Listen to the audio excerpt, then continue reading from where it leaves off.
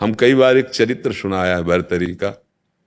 भर्तरी जी बहुत चक्रवर्ती सम्राट थे, तो सबकी जब नवयुवक अवस्था होती तो एक आकर्षण होता है भोगों में। तो उन्होंने मन में विचारा कि मेरे मन में सबसे ज्यादा आकर्षण क्या है। अब चक्रवर्ती सम्राट थे, निकला स्त्री शरीर, और तो हमारे पास सारा वैभव है।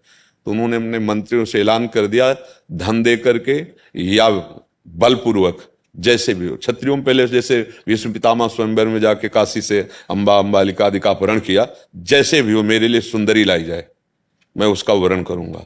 तो विश्व में सबसे श्रेष्ठ सुंदर निकली, उस समय उसका नाम पिंगला था, मतलब सर्वांग सुंदर एक तरह से।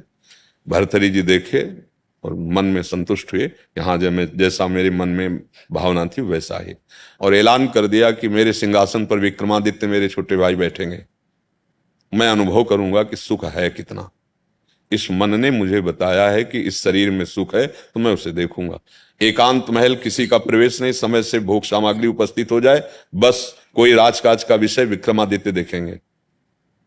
अब राजा चक्रवर्ती, उनका तो आदेश ही काम करता है।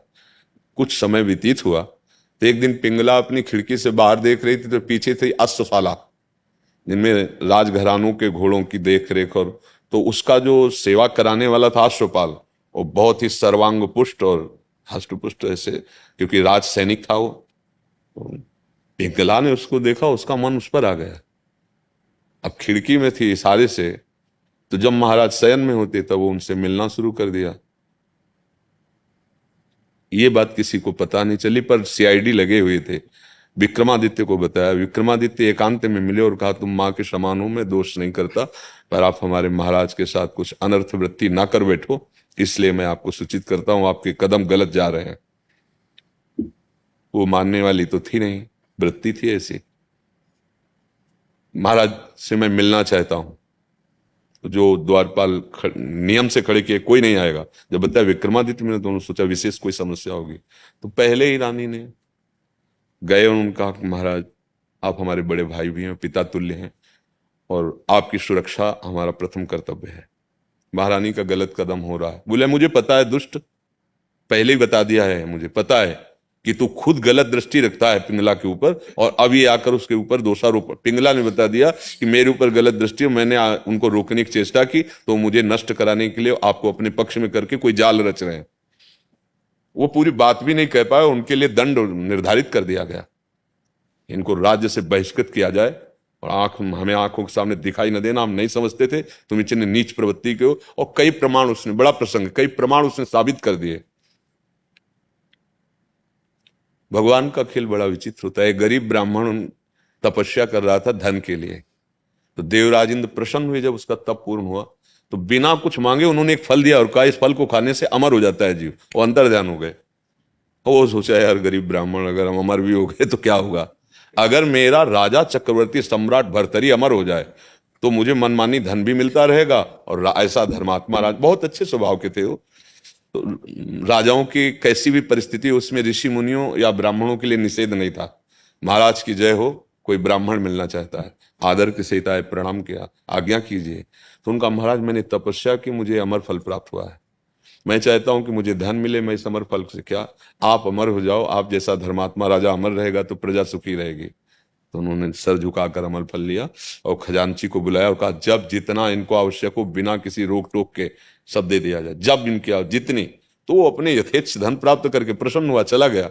अब भर्तरी जी ने विचार किया कि हमारी आसक्ति तो पिंगला में है, मैं जीवित रह के क्या करूंगा, अगर जब तक मैं जीवित रहूं ये अमर हो जाएगी तो ये संग रहेगा। तो पिंगला को कहा कि हमारे देश के ऋषि मुनियों का, ब्राह्मणों का बड़ा तप प्रवीण, ये देखो अमर फल मिला है, इसे खा लो। तो उनका, ऐसे थोड़ी अमर फल खाया जाता है, स्नान आदि पवित्र हो करके ऐसे, और फिर हम पालेंगे, आप निश्चिंत रहिए। उन्होंने दे दिया। प्रेम में तो संशय होता नहीं है। पिंगला ने विचार किया, ये अमर फल मैं अश्वपाल को दूंगी, तो अश्वपाल जीवित रहेगा, तो जब तक हम ऐसा। अश्वपाल से जब एकांत में मिली तो अमर फल दिया। उसने उसको बहाने से टाला और कहा कि हम समय से अपने पा लेंगे, उसको विश्वास था। अश्वपाल का प्रेम जो महाराज की दरबार की नर्तिका थी, वैश्या, नवीन तरुणी, उससे उसका आसक्ति थी। उसने सोचा उसको दे देंगे तो वो जीवित रहेगी, और जब तक रहेगी तो। क्रम देखो, वैश्या के हाथ में जब अमर फल है तो उसने कहा मैं वैश्या हूं, इसको खा के क्या अमर हूं, मेरे महाराज को अगर ये अमर फल मिल जाए वो अमर हो जाएंगे तो मेरा जीवन सार्थक। तो जय जयकार हो महाराज की। वैश्या मिलना चाहती है, दरबार की नर्तिका। क्या बात है, ये अमर फल देखा गौर से, वही अमर फल तेरे को कैसे मिला? बोले महाराज अगर कोई अपराध हो तो क्षमा किया जाए, मुझे अश्वपाल ने दिया है। ठीक है चलो जाओ। अमर फल लिया और ऐलान कर दिया कल महाराज भर्तृहरि राज दरबार में बैठेंगे सुबह। इसके बाद अश्वपाल को बुलाया और सामने खड़ा किया, कहा जानते हो एक ही हुक्म में तुम्हारे सैकड़ों टुकड़े किए जा सकते हैं, पर मैं तुम्हें बिल्कुल कोई दंड नहीं दूंगा, ये असलियत बता दो कि तुम्हें अमर फल कहां से प्राप्त हुआ। उनका महाराज प्राण क्षमा किए जाएं, बहुत बड़ा अपराध हमारा और महारानी का क्षमा, बिल्कुल कोई दंड नहीं, जाओ तुम। महारानी को बुलाया और सभा में ऐलान किया कि देखो हमारे देश के ब्राह्मणों ने तप के बल से अमर फल प्राप्त किया था, रानी ने उसे पाया और मैं तलवार से काटूंगा, ये मरेगी नहीं। जे तलवार ने चीख पड़ी, नहीं महाराज मैंने नहीं कहा। क्यों? कहाँ है अमर फल? आप चुप। तो उनका मुझे पता है कि अमर फल तुमने अश्वपाल को दिया था। मुकुट उतारा और सिंहासन पर रखा और कहा धिक्कार ऐसे संसार को और ऐसे संसार के भोग, मैंने सर्वस्व त्याग कर इसको प्रेम किया, लेकिन और ये इतने सुंदर अश्वपाल, इससे प्रेम, इसने अश्वपाल से, अश्वपाल एक वैश्या से, क्या है ये? और ढूंढवाया, विक्रमादित्य को तिलक किया और आजीवन के लिए लंगोटी लगाकर घोर वैरागी। तो उनके शतक हैं, भर्तृहरि शतक, जो बड़े बड़े वैरागी जन पढ़ करके उस मार्ग पर चलते हैं। तो ये केवल माया का एक आकर्षण है। धर्म पूर्वक पाणी ग्रहण करके संतान उत्पत्ति करते हुए भगवान की जो सृष्टिजनक पूजा है, ये इसके लिए तो विधान है। ये कोई पशुओं की तरह मनमानी स्वेच्छाचार बर्ताव करना, ये पापाचरण, ये कभी शांत नहीं होता है, कभी शांत नहीं होता। आप किसी वृद्ध से एकांत में पैर